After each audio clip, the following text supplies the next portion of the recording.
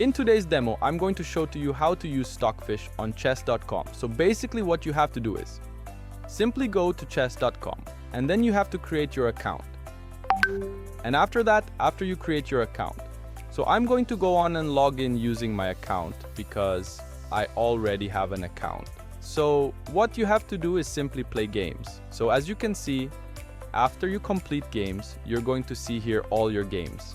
So you can simply click on them and basically on the right side, you can go and see the analysis. You can see here the points. So here you can see if you made a good or bad move. So you have to click on analysis and then you have to simply wait. And then here you have to simply go to review. As you can see here, Stockfish will do all the job as you can see here. All the brilliant or the great moves can see the accuracy here and you can click on start review. And basically here, Stockfish will help you learn more about your game.